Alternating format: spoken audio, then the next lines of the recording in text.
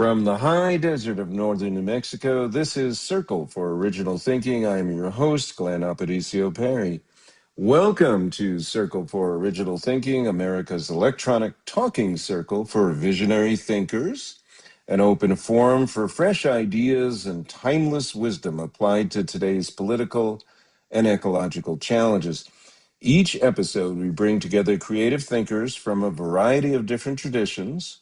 We ask the hard questions on the important issues of the day: political polarization, climate change, the rise of authoritarianism, and other symptoms of humanity being out of balance with the natural world. Our goal is to recreate a whole and sacred America and world, a new and improved version of E Pluribus Unum, from the many to the one, and this time not leave anybody out. Join us as we embark on this quest. I was on the New York subway on July 4th, 1976, but nobody seemed to care about the bicentennial. People were just reading the paper, staring off into space as usual. But then out of the blue, one person started singing "God Bless America." A second person joined in, and then a third. And before I knew it, the entire subway car had broken out into song, myself included. Black, white, Asian, Puerto Rican, punk rockers, young girls, tough guys, old women and men. It didn't matter. Everyone was singing together. Everyone was smiling. I was so happy that I cried tears of joy. Remembering this day brings tears to my eyes again, but this time for a different reason. I cannot imagine this happening again. We have become too divided and fragmented in the modern world. People have trouble agreeing on a common set of facts. There are still some folks who think all is well, but the great majority of the nation believes we are headed in the wrong direction. The reflecting pool in Washington, D.C. has become the national mood ring, and the mood is distinctly both murky and uncertain. In early 2026, Revision Journal came out with an extraordinary issue called Dancing with Uncertainty, which was originally the title for a conference held in the summer of 2020 after the outbreak of the global pandemic. Two of the contributors to the issue, Jurgen Kremer, the head editor of Revision for the past 40 years, and B. Scott, are here with me today. And B's been in the publishing business for more than 40 years. So it's like two super veterans here, and so I'm really grateful. And I was also the consulting editor and a contributor to this issue. So in curating this issue, our intent was to dive below the surface of contemporary political events to examine some of the root causes of instability in the world today. This is also our intent in convening the dialogue today. And, we're going to start it, and who knows where we'll go from there. But welcome, Jurgen and B. How are you guys today? Good? Doing good? Doing great. Good. Yes, So, doing well. Thank you, Glenn. thank you, Jurgen. So I want to begin with you, Jurgen, by asking you to give us a brief overview of, first of all, of Revision Journal, its mission and how it may have changed and whatnot over the years. And then if you can give us an overview of this issue, and I may be able to help you out with that if need be, but thank you so much. Thank you, Glenn. Yeah, Revision has been around actually since 1978. So it's been around for a long time. And it comes out of, really transpersonal psychology. Ken Wilber was at the beginning central to the journal.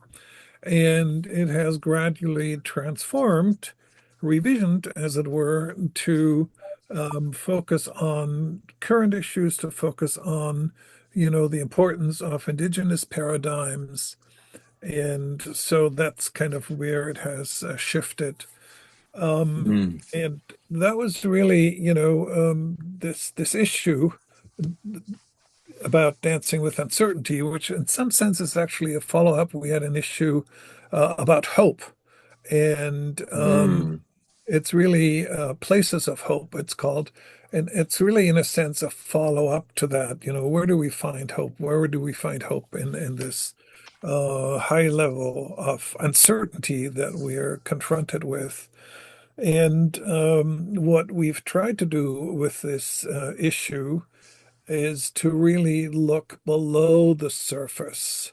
And I think that's really important. It's so easy to get carried away in the day-to-day politics, but really to discern what are the underlying dynamics. And that was one of the mm, intentions of this issue. So I'll briefly just mention all the contributors, and then I think B and Glenn and I will talk in greater detail about our contributions.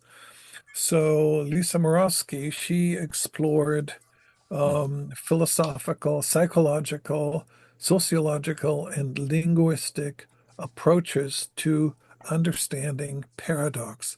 And paradox and being able to hold paradox, having the maturity to hold paradox is something that is so critical and that seems to have sort of disappeared because we rather polarize than engage with paradox. mm. And so that's something that is very important. So she maps that. Then there is an article by Jim Perkinson who discusses white supremacy, Christian nationalism, and male gun adoration. And it really sees that as an aberration in our historical trajectory or in our evolution, as you might say. And he stresses the importance of indigenous roots, remembering where we're coming from, remembering a relational paradigm, and remembering for all of us our indigenous roots and see, what is the importance here for our future? What do we need to remember in order to move forward?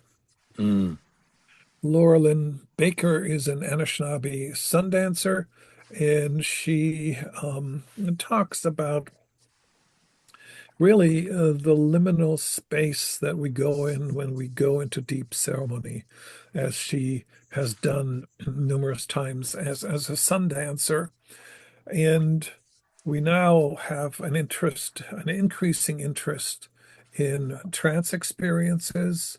There's a resurgence of interest in psychedelic experiences and all kinds of other approaches to altered states of consciousness. Now, Carhart Harris talks about pivotal mental states, and they're so important because they increase relationality within the brain. And so, actually, when a culture doesn't have these experiences, there is something missing. And what happens is that linear, rational thinking takes over, and there's no corrective to that. And Gregory Bateson talked about this, whatever, in the early 70s with his ecology of mind. And he wondered, how long do we have, to change our paradigm? And we're still surviving, we're still working within that paradigm.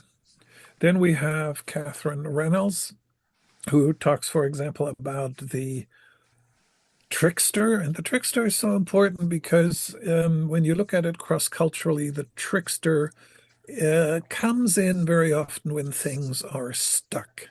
And archetypally or psychologically, the trickster is the one who gets things going. The trickster is actually amoral. And all the trickster is interested in getting the process going, getting the process flowing. That's what the trickster is about. And the other thing that's important in her article is the acknowledgement of all the beings that are more than human, that are other than human. And then a very interesting article on dreams. Dreams can serve us to understand the cultural imaginary, what comes to us during the night. and Kelly Buckley and Jennifer Marie Lane have collected 220 dreams during the 2024 election, Mm. and they analyze it and they take actually, so the number of dreams a political figure appears in as kind of a measure of a politician's charisma. Very interesting. And then, this is a concern for all of us, really, is how do we dialogue across the political divides? And John Mhm. Heckel and Michael Bickford explore this, both in discussing a group that had different sides of the aisle in it and through poetry. So that's very powerful because how do we recapture that capacity to be in dialogue when we have very, very different political and other value positions? So the important part, and I think this is what we'll explore today, is, what is the kind of paradigm that we're in? What is the story that we're living with? And what is our responsibility to the world around us, to the web of life, the relationality that we are part of? And how Mhm. do we respond to the current uncertainty? and and really also not just thinking about this, but the opening to the remembrance of, dancing, ecstatic experiences, prayer, etc., etc. So, and I'm hoping we will explore this more. So, maybe going in order, what the issue looks like. And I should say, if you see the image of the issue behind me Mhm. here. Yeah. And if you go on our website, revisionpublishing.org, it's open access and you can look at these articles. But also, if you go to open access, maybe you're willing to make a donation to support our little nonprofit that puts out these issues. But Here, I'm here. going to turn it over to Glenn. Well, I will say that there's a statue right behind me of an antelope. It's made by Joe Cajero, the same artist who contributed the painting for the cover Mm. of Revision Journal. He happens to live in Placitas, although I've known him before I did, before I moved to Placitas. But yeah, no, thank you very much. That was a beautiful overview. And let's go to B first to tell us a little bit about your wonderful article, "The Living Heart of the Constitution," which I love the title. And of course, Beautiful. I love that you brought in love even to the article at some point. So Yeah. thank you so much. All right. I did that for you, Glenn. Thank you very much.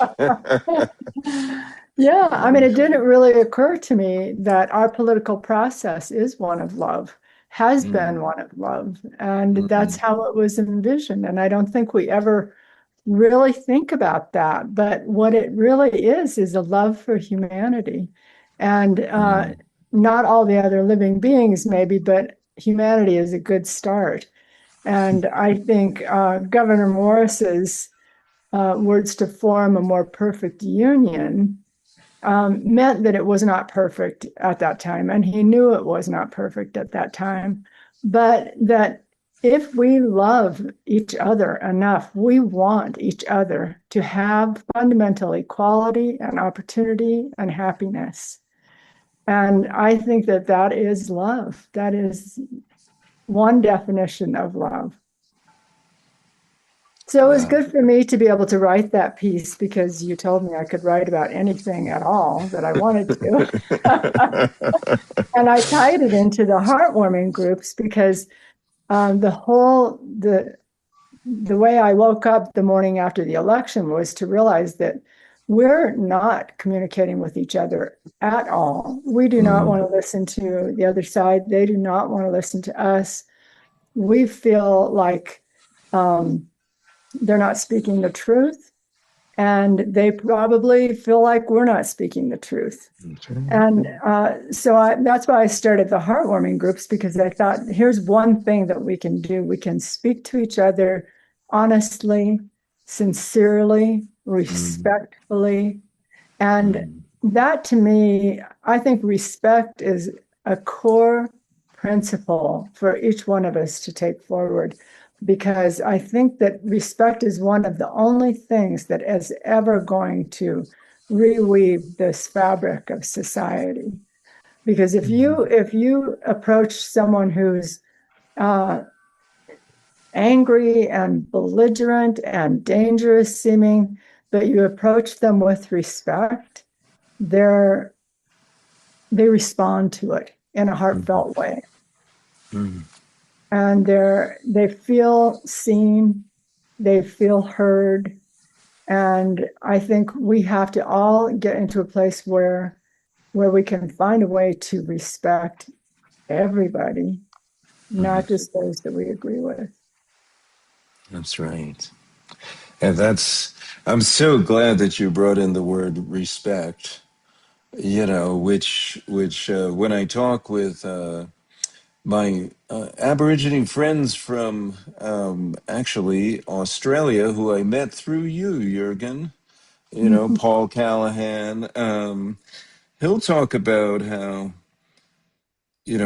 that you have to be careful with the word love, because that word was used when the colonists came in and were proselytizing about Christianity, but at the same time they were taking away our land, our ability to speak our own language, and so they weren't really respecting us. So and I found that in examining a lot of native languages, the words that are often translated as love actually turn out to be heavily geared toward emphasizing respect in the true sense of actually being interested in another's story.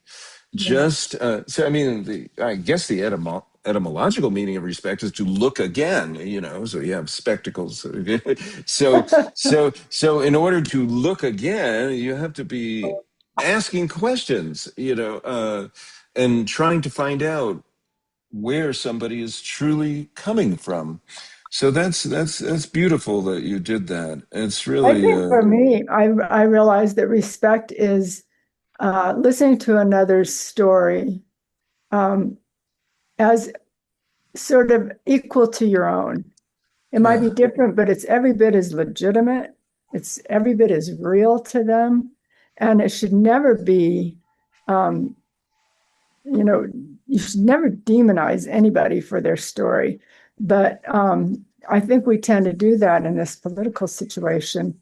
And if we can just listen to it sincerely, without trying to change anybody's mind, I think that goes a long way toward mending things. Like I talked to a woman who was a Republican from Arkansas and a Mormon. I met her, and that was the first time I met her. I knew that she was a Republican, and I looked for some kind of common ground that I might be able to begin a conversation with her about. And so their prophet had just died, and I had read about him in the Atlantic. And so that was the first thing I said to her. Your prophet, I hear, has just recently died. That must be really hard for you all to accept, because he sounds like he was a very loving, open man. And that started the conversation. She knew that she could trust me because I had shown her religion the respect that she feels for it. And then it opened all these doors to her telling me all about her life. I never tried to convince her of anything politically. That's not my place. My place is just to regard her and see her with respect. And as you would say, Glenn, with love. yeah. And that's Yeah. the, it's so extraordinary how that level of empathy, that, level of compassion, respect, um, really catalyzes so often transformation in one form or another, and without any sort of rational argument or any kind of persuasion, but just by being acknowledged, being validated, being heard, that in and of itself promotes change. And I think it is from that space that we can find new solutions to go forward, because that shifts the quality of the dialogue and allows us to develop visions of what we really need to do at this time. Yeah, I Mm, love that. A catalyst for transformation. I agree with that. mm, And not trying to change someone's mind about anything. That is not a mm. catalyst for transformation. No.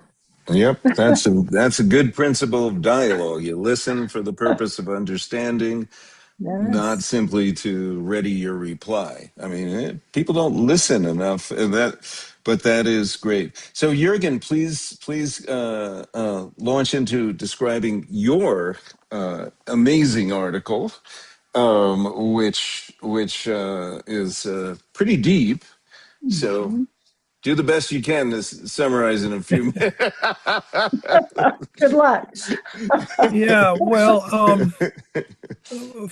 so what I'm doing is I'm sort of stepping back and really look at our dynamics sort of from the mountaintop or whatever. And so I look at it historically and how come we are in the current story. We're part of a story. And, in general, people might say it's a story of progress, et cetera, et cetera. And, historically, there have been these tremendous changes with the rise of science and and um, and how did this rise of science come about? It came about because humans took themselves out of relationality, out of being woven into intimacy with all beings, whether it's plants, animals, humans, what have you. And that gave a very powerful paradigm that, we call the modern scientific paradigm. That was enabled by that splitting, so that instead of looking at things from within the world, we're looking at things scientifically from the outside of the world. And that, led to, for example, trust in controlling events, quite the opposite of what we're talking about here, uncertainty. And, control obviously so often has failed us. So, but all this time, the stories of relationality, the stories of intimacy with all the beings around us has continued about with Native peoples the world over, whether it's Native Americans, whether it's in Siberia, Australia, what have you. And we can't go back. We can't go back. We should not try to go back. But what is really important is to acknowledge and validate the values that are in their way of celebrating relationality, their understanding of relationality that is reflected in their story, their ceremonies. Ceremonies are a way of getting us, making us aware of relationality, not just thinking about it, but experiencing it. So, the article on the Sundance is an example of that. And, the current increase in the use of psychedelics is an example of that. I think people are really hungry to be in that space where they're not dissociated from the world around, but where they feel their embeddedness, where actually they get hope from their embeddedness. It gives them grounding, and it's not a transcendental hope.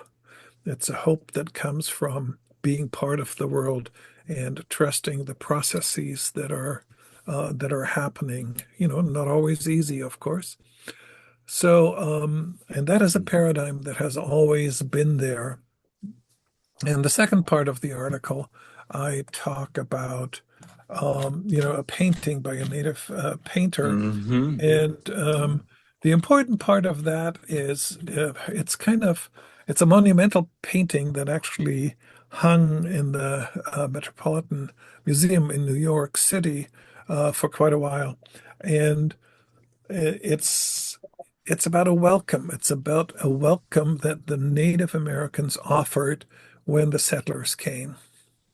And the painting itself deals with the complexity of that, but also really reminds us about the paradigm of embeddedness in the world with all our relations. And, that has been here, that all that where the settlers came from has been there. And so this is a very powerful reminder, and it opens up, it actually revises uh, the usual history of Native Americans and colonialism and settlement, and I think opens us up to re-entering into that relationality, which I think is what will heal our ecological destruction and all of that. We need to jump out of the prevailing story of progress, individualism, materialism, etc., into a story where we talked, just now about respect, love, compassion, where we have that with all our relations. And I think that's what's going to be regenerative. And we've lost that practice. Most people have lost that practice. Oh. And and that's kind of what I'm trying to remind us. It's not like we need to reinvent the wheel. We can learn from what Native peoples currently practice, what all our ancestors have practiced at one point, and we can do the work of saying, well, what does that mean for us today? You know, Mm. it's not that we should throw out a technology per se, but how do we use it, right? I mean, we are here using computers, Zoom, in, positive ways, right? We don't want to just throw that out. But there are other uses where we just get carried away with the technology, whether you think of kids and social media or what have you. So we need to, discern, what about AI is actually going to be useful and what is actually dangerous.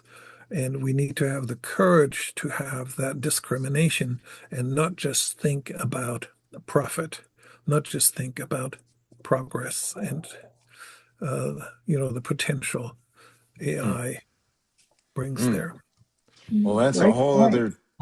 other topic. We'll save that for Next another time. podcast or two or three or four. I mean, there's a lot. It's Yes. it's, it's pretty deep, but a couple of responses, and then we'll continue. I think, but first of all, in my humble opinion, being the current president of the Gene Gabser Society, I've got to say this. So. And by the way, I'm not the best Gapser scholar. I'm just happen to be in that role now. But what Gapser would say is that these ways of knowing, the archaic, the magical, the mythical, the mental, and the integral, they're overlapping and interpenetrating.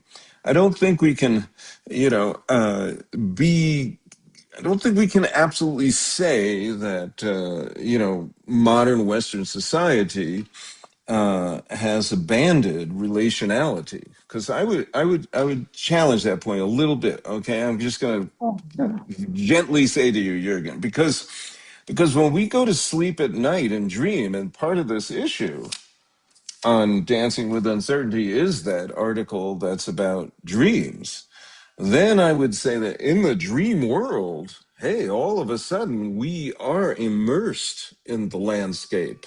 We are immersed in it. This is partly my perception. You don't necessarily have to agree with me, but in my own dreaming, I feel like it's only later that I kind of add myself in there and tend to distinguish, oh, I was here and the landscape was there. But while I'm actually dreaming, It's an immersive experience. It's completely immersive. And there isn't that rigid separation that we tend to do in our language and our worldview outside of that, particularly in Western culture. So yeah, I'd say So Glenn, there is still there.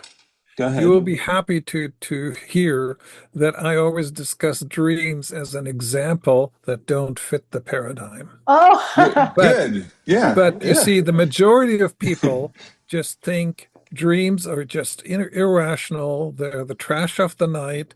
Yeah. There have been whole books I about know. that, I you know. know. I But know. dreams are one of the things that actually show the limitations of the paradigm, just like you were saying.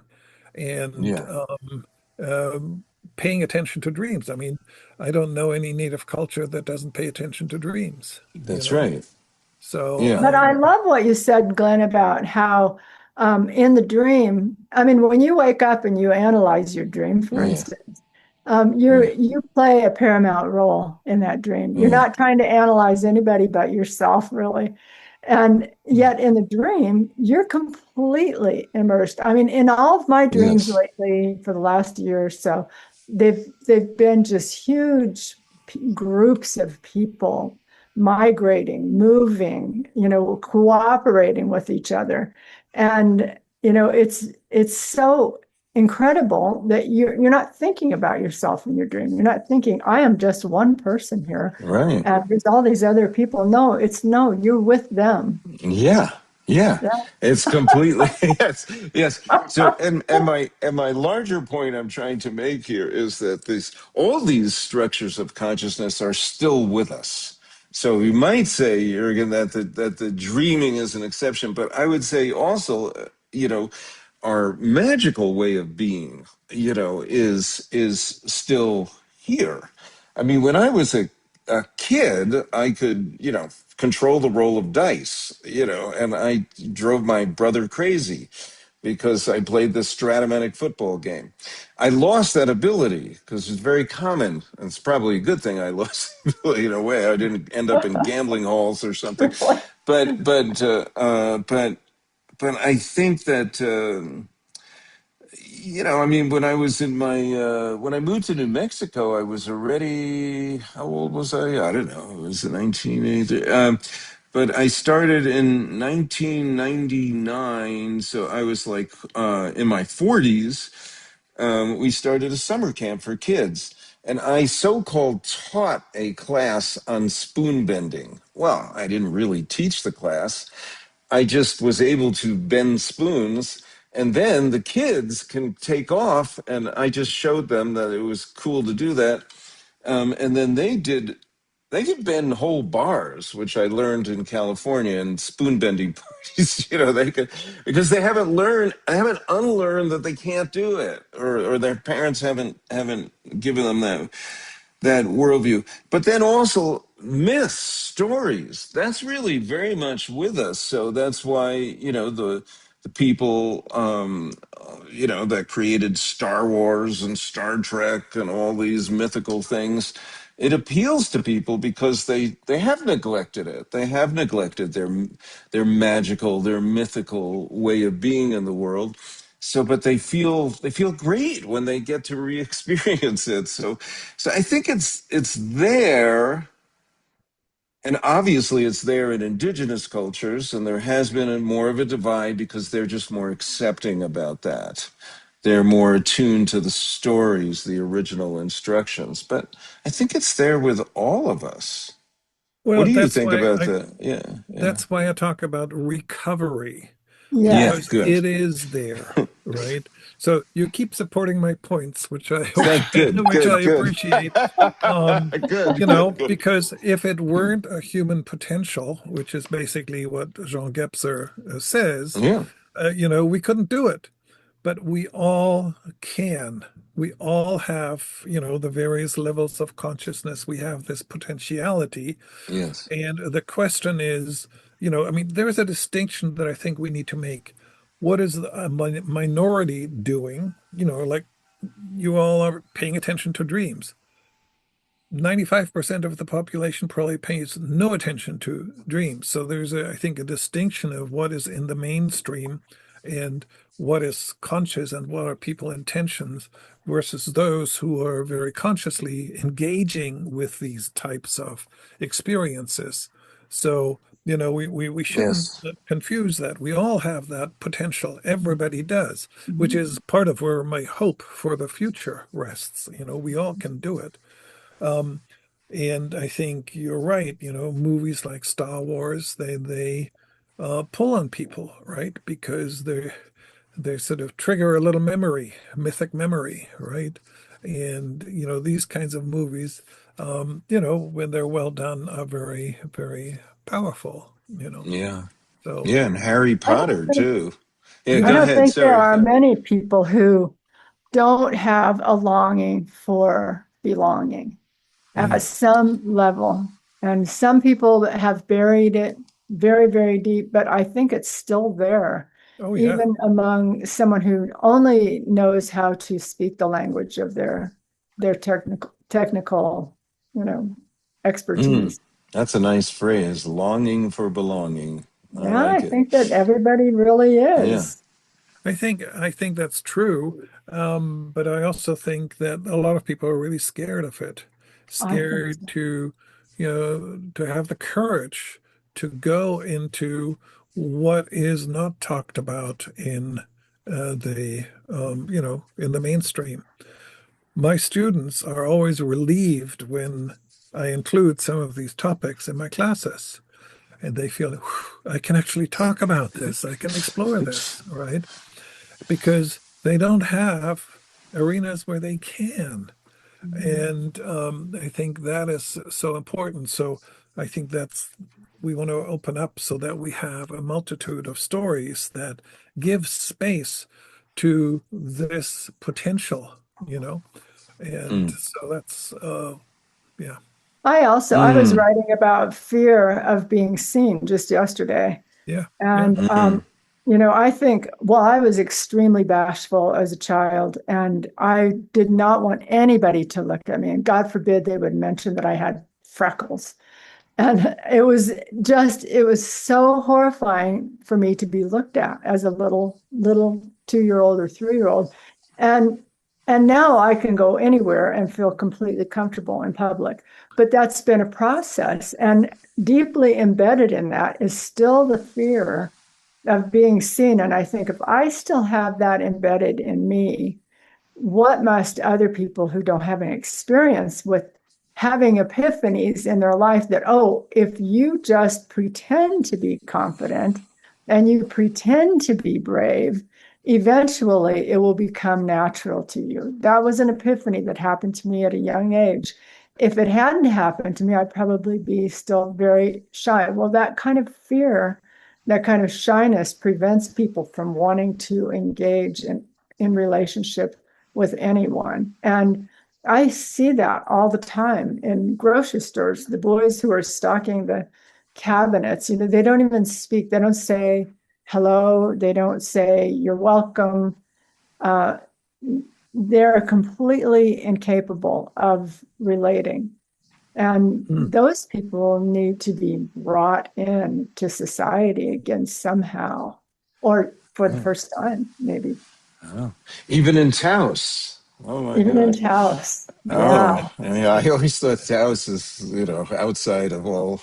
Okay. All right. No. I want to bring in something. I mean, one of the reasons I wanted to have this conversation around July 4th, we're actually speaking on July 5th, is because of the 250th anniversary of the signing of the Declaration of Independence.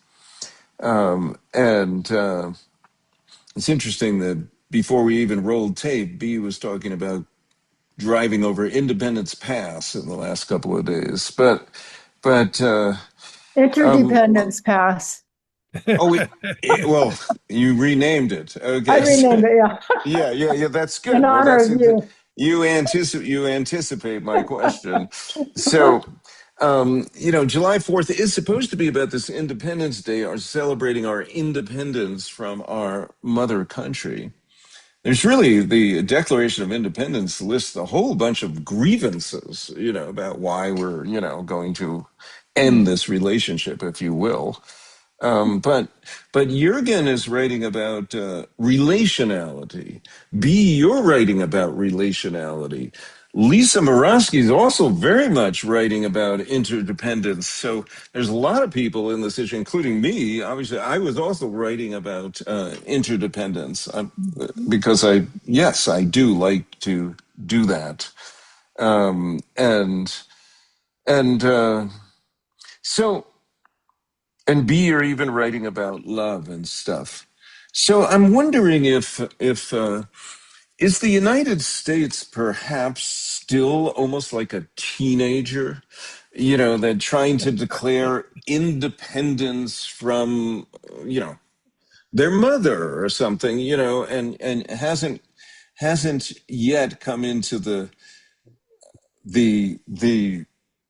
reconnection between mother and child that might happen in adulthood, but in their teenage years, trying to be independent, just to stand out separately. Because I'm looking at this closely now, because I think it's also seems like a lot of people in the country may be attracted to the mother country unduly now, where they're, we've got MAGA red. I don't know why we're kind of wearing red today, Jurgen, but whatever. Um, and and uh, Out of a sense of and just friendliness. like the British redcoats, right? So what is going on with that? So my question is it really? Is it time for us to move from independence to interdependence, and how will that unfold? Yes, it's time. You go ahead, B. How will that Well, unfold? I think, well, I how will that unfold? I'm not really sure. I think that there is a tremendous amount of arrogance on one side and a tremendous amount of self-righteousness on the other. And if we can't see what might be offered by the other side, that's going to take a long time to get to interdependence. I think that what the Democrats do, for instance, is they go very far in making sure that no one is left out and making sure that everyone has rights. And they legislate it based on the people. The people demand that certain things change because it's not fair to have them be unjust for a certain person to be. I mean, take gay marriage law, for instance. That was not fair financially to couples that were in gay relationships. And so, it's been the people who have pushed that kind of thing.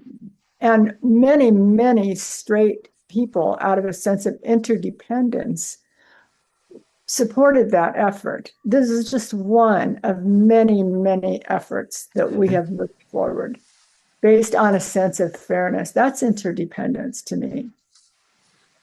Beautiful. Thank you. And So, Jurgen. yeah, thank you, B.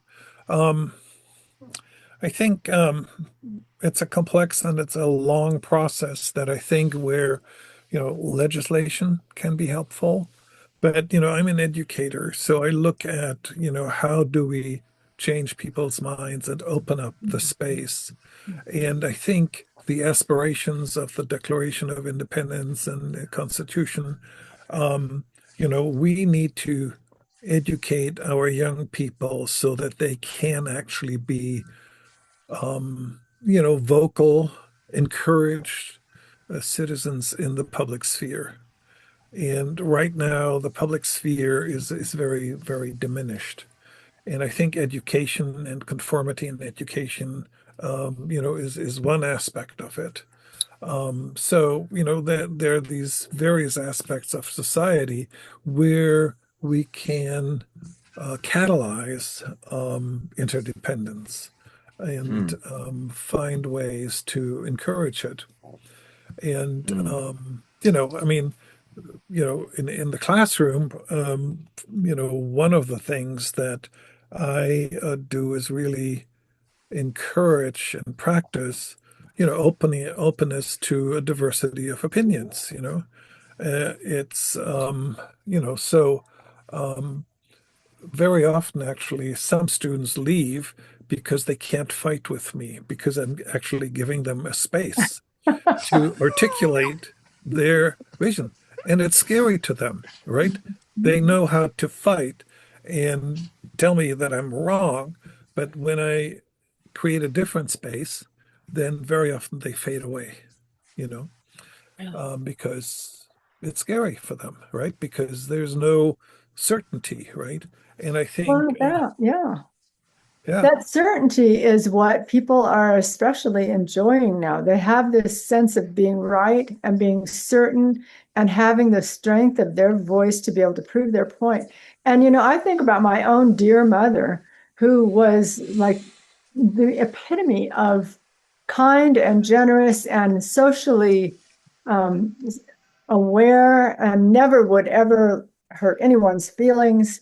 But when Rush Limbaugh came onto the scene, and that was in 1984, interestingly, he was like the antecedent voice of authoritarianism when he came on the scene in 1984. And I look at my mother as the epitome of a rotted mind because she listened to him faithfully, religiously, Hmm. as if he were a preacher. And she believed lock, stock, and barrel what he was saying, even though most of it was just lies made up on the fly. And so that became her religion. And then when Fox News, I think it was 1996 or so, that they started performing, they just followed in his footsteps. And the two, you could get it on the radio during the day, you could get it on the television at night. And there were these messages that were steeped in hatred of something more liberal, something more just. And it ended up being hatred of the left. But it was just general, let's find somebody to hate. And the people who were interested in that market became very arrogant because all they had to do then was repeat these messages. They didn't have to think for themselves and come up with their own arguments. All they had to do is repeat these arguments that were made for them and repeat them with the same arrogance. And that is what I think has ripped our society apart, is Hmm. that kind of lying, public lying. It's immoral, number one, and it's corrosive. And that's going to be extremely hard to come back from. Okay, but you did earlier, I believe, you were saying that on one side there was arrogance, the other side there was self-righteousness. Is that what you Yeah, said? Yes. yeah, So it's liberals that are often seen by conservatives. If you want to, those terms really don't work for me anymore. But the blue and red or something, despite the yeah, fact that Jurgen and I are wearing red today. I yeah. don't know, but I don't know why. It's very unusual, actually. But it's the liberals who can be self-righteous because they often have. This goes back to like Thomas Paine and Edmund Burke, when there really was some true origins of conservatism and liberalism. Thomas Paine wanted to remake the world. I mean, he wanted to remake the world, and he didn't have the patience to wait. Where Burke was saying that, sometimes he's for radical change. He was actually for the American Revolution, but he wasn't for the French Revolution. So they couldn't understand that. But here, I want to go back to this main point, and that's probably the last point. So, I mean, it's and let me preface it this way. So in my article, I was writing about the history of the United States, and trying to explain why we've had this kind of uh, we've separated from the mother country, but some of us want to go back to it. I mean, even Alexander Hamilton made a long-winded speech at the Constitutional Convention where he was trying to find an elected monarch, somebody that, if he exhibited good behavior, would continue on indefinitely. There have been, he changed, he went away from that, but other people seem to be very comfortable with it. I've seen people interviewed at Trump rallies who are actually very comfortable with the idea of having a monarch now. You know, so I was writing more about the Articles of Confederation. B wrote so beautifully about the U.S. Constitution, and as a living document, as something that's just it's really amazing what you did with that. But my question is, in the Articles of Confederation, they didn't work in terms of they weren't able to be they weren't sustainable, but that was only because Ben Franklin, who was the primary writer of the articles, drafted it very close to the Iroquois Law of Peace. And so they had things like voluntary taxation, voluntary tax. So the states only paid tax if they wanted to. So that's why it kind of started to fall apart when they were in debt and they couldn't compel the states to pay tax.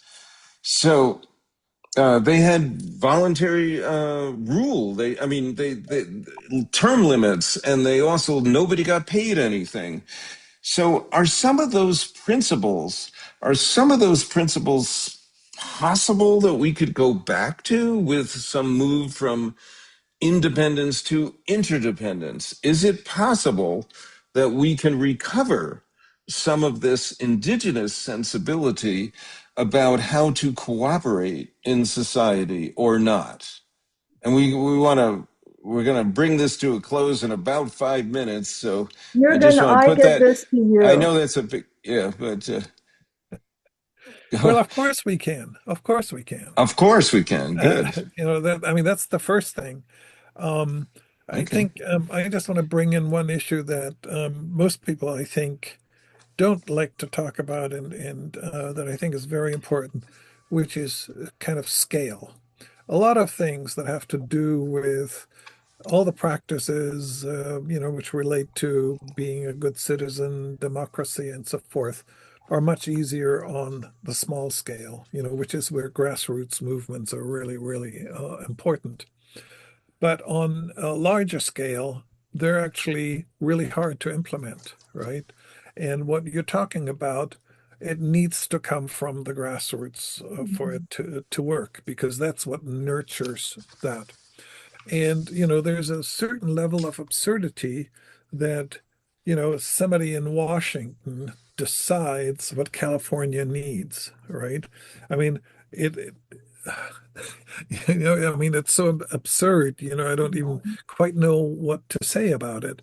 And we have been sort of cognitively incapable of saying, what scale do we need to work on to resolve certain problems? Whatever, military belongs to Washington, but there are other things that clearly don't, you know.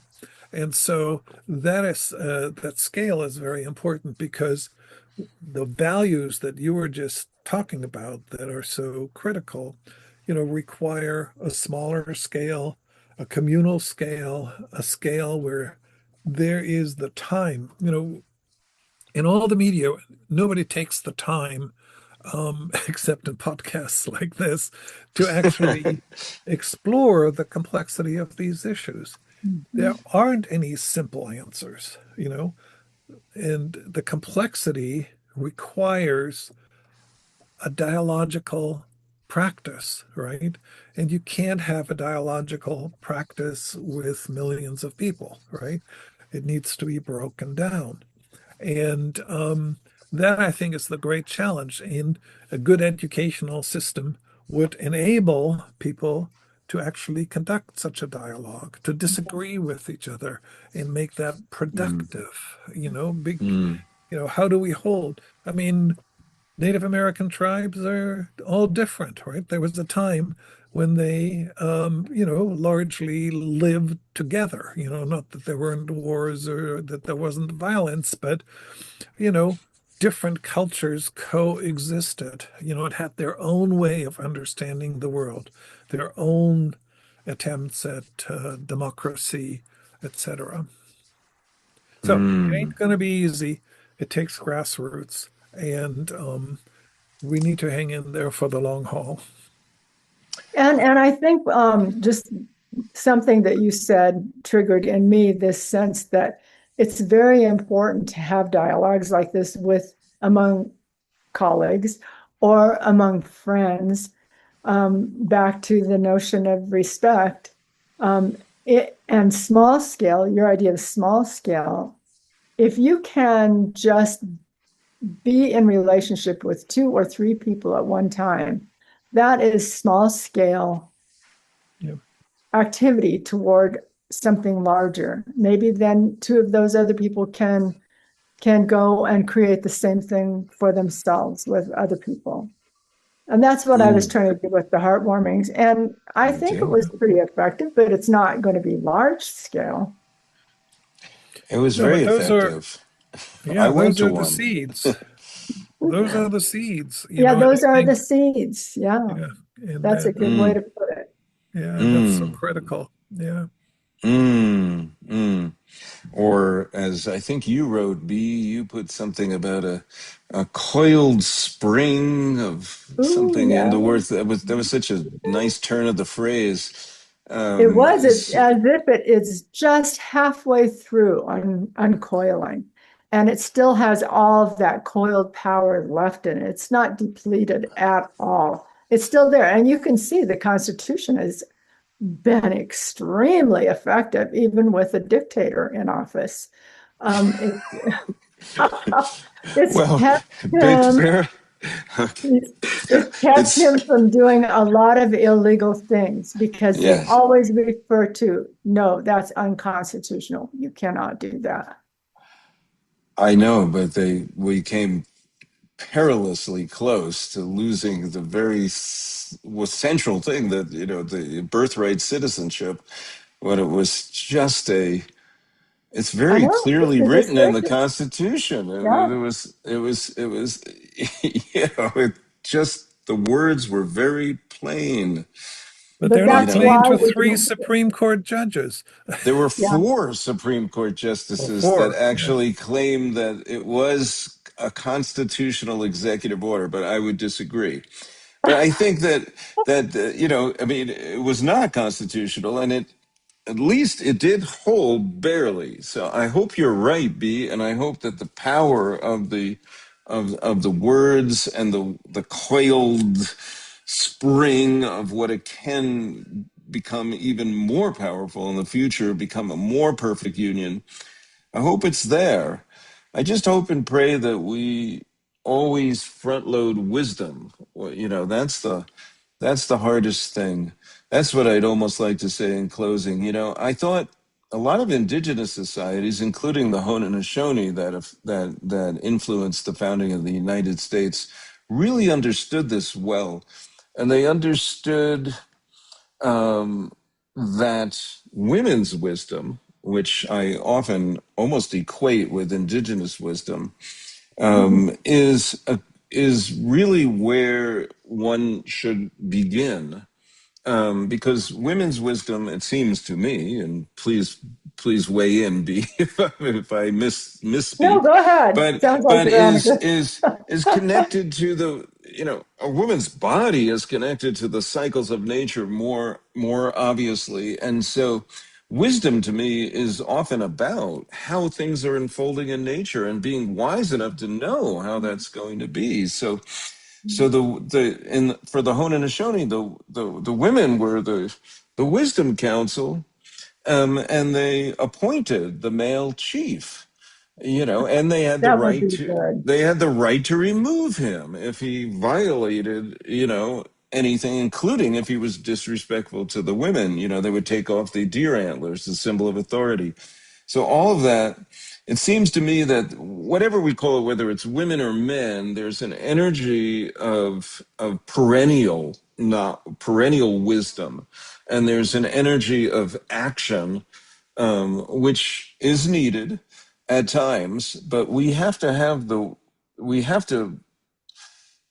give the wisdom first. That has to be front loaded so that we don't go crazy, and do things like invent atomic bombs and drop them on civilian populations, and that's the concern previously brought up about AI. So how are we going to move forward with wisdom, with kindness, with gentleness? So I turn it over to you, both of you, if you have any last words, and then we'll bring it to a close. My last word would be the importance of slowing down, right? We took over an hour here to explore this. And I think when we have these explorations, it's generative. When we slow down and listen to a creek, right? Or watch a bird flying, whatever it is, these things we have become increasingly incapable of slowing down. We doom scroll, we do all kinds of things that are accelerating rather than slowing down, paying attention to what is in our minds, what's in our heart, what do we feel in our body. And we don't take the time to do that, right?